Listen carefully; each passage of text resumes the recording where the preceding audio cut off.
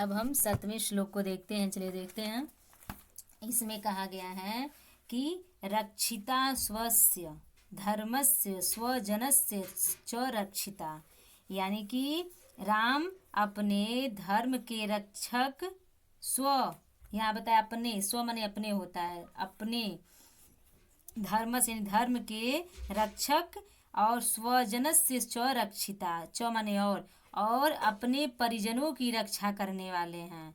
वेद वेदांग तत्वज्ञो, यानी कि वेद और वेदांग के तत्वों को जानने वाले, वेद वेदांग के तत्वों को जानने वाले, और च माने और धनुर्विद्या, यानी धनुर्विद्या में भी क्या है, निष्ठित का अर्थ होता है निपुण है। ये आसान है, बस समझने का थोड़ा सा प्रयास कीजिए। इसमें बताया गया है कि राम अपने धर्म के रक्षक हैं, अपने परिजनों यानी अपने लोगों की रक्षा करने वाले हैं, और वेद और वेदांग के तत्वों को जानने वाले भी हैं, और धनुर्विद्या में निपुण हैं। ठीक है, चलिए अब 8वें को देखते हैं। सर्वशास्त्रार्थ तत्वज्ञ स्मृतिमान प्रतिभानवान। सर्वशास्त्रार्थ यानी कि सर्व माने सभी शास्त्रों के तत्व को जानने वाले हैं, संपूर्ण शास्त्रों के अर्थ के तत्व को जानने वाले हैं। स्मृतिमान यानी कि अच्छी स्मरण शक्ति रखने वाले हैं। स्मरण यानी कि जो भूलता नहीं है किसी बात को। तेज बुद्धि कह सकते हैं, तेज स्मरण शक्ति कहते हैं, यानी कि यादगार, उनकी यादगार जो यादें जो हैं, यानी कि याद करने की जो क्षमता है वो बहुत तीव्र है। अच्छी स्मरण शक्ति वाले हैं, और क्या है, प्रतिभावान यानी प्रतिभाशाली हैं।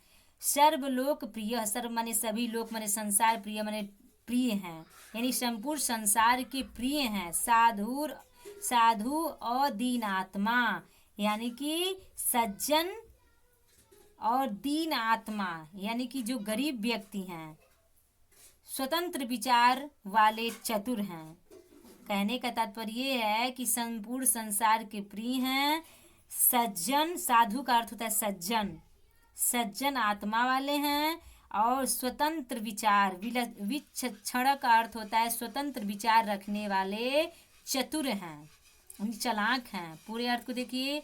राम संपूर्ण शास्त्रों के अर्थ के तत्व को जानने वाले हैं, अच्छी स्मरण शक्ति रखने वाले हैं, प्रतिभाशाली, संपूर्ण संसार के प्रिय हैं, सज्जन हैं, स्वतंत्र विचार रखने वाले चतुर हैं। ठीक है, फिर आगे बढ़ते हैं। 9वें का देखिए। स च नित्यम प्रशांतात्मा मृदुपूर्वम च भाषते। बहुत अच्छी बात कही गई है। कह रहे हैं कि और, च माने और, स माने वह, नित्य माने हमेशा, राम, और वह राम नित्य यानी हमेशा, प्रशांत आत्मा यानी शांत मन वाले हैं, हमेशा शांत रहते हैं।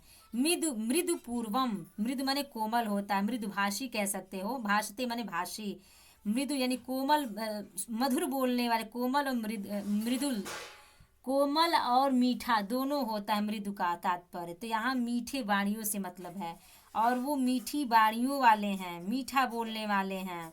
फिर उच्च मानो अपि परुषम, स्वाभिमान, उच्च मानो अपि यानी कि स्वाभिमान होने पर भी कठोर वचन नहीं कहते।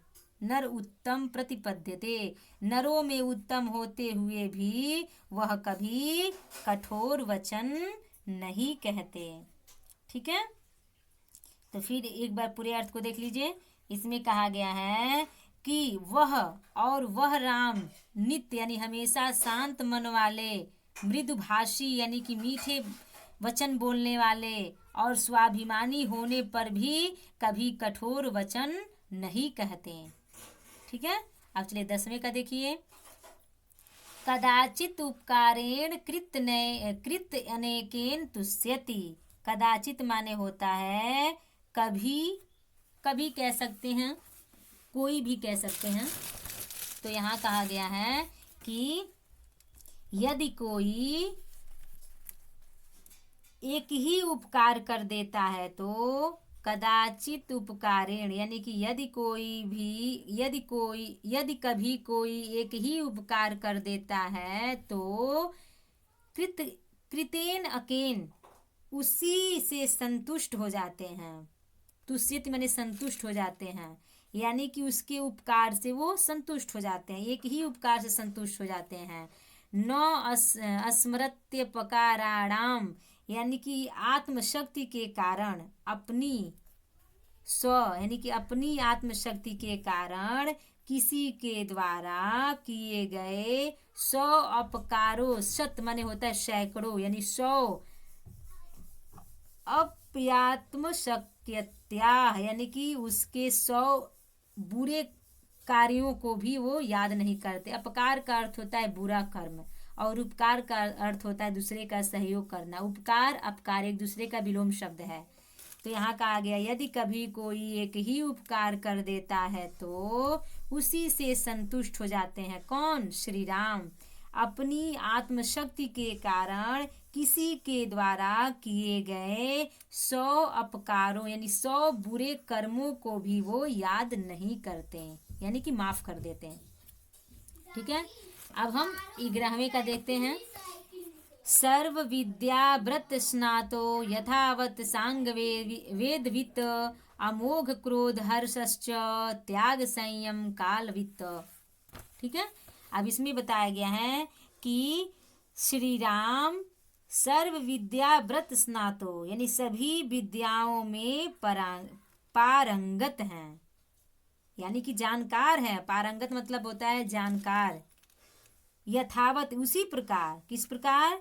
जैसे सांग वेद वित्त, जिस प्रकार वेदों के 6 अंगों को जानकार हैं।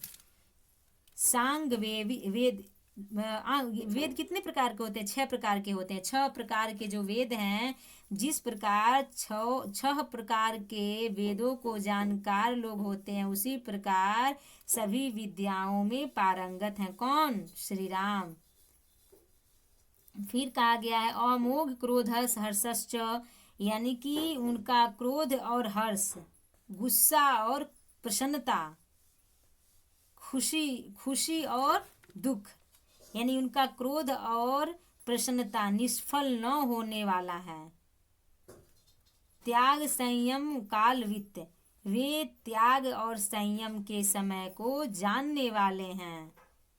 संयम माने होता है सब्र करना, एक तरह से ये भी कह सकते, अर्थात किस समय त्याग करना चाहिए और किस समय वस्तुओं को ग्रहण करना चाहिए, इसको भली प्रकार जानते हैं। कौन? श्री राम। पूरे अर्थ को देख लीजिए। श्री राम सभी विद्याओं में पारंगत हैं, यानी श्री राम सभी विद्याओं को जानने वाले हैं। किस प्रकार? ठीक उसी प्रकार जिस प्रकार वेदों के 6 अंगों के जानकार होते हैं।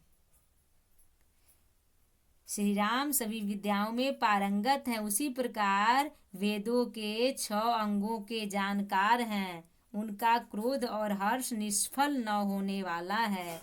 वे त्याग और संयम के